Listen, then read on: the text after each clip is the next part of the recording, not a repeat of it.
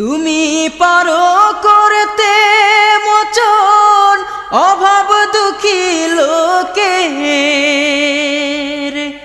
তুমি পরম মুক্তি দাতা মালিকে জগতের। তুমি পারো করতে মোচন অভাব দুঃখী লোকের, তুমি পরম মুক্তি দাতা মালিকে জগতের। তোমার কাছে চাই যে পানা, তোমার কাছে চাই যে পানা আমরা প্রতিদিন। তোমার দয়ায় পূর্ণ আমার সারা নিশিদিন, তোমার দয়া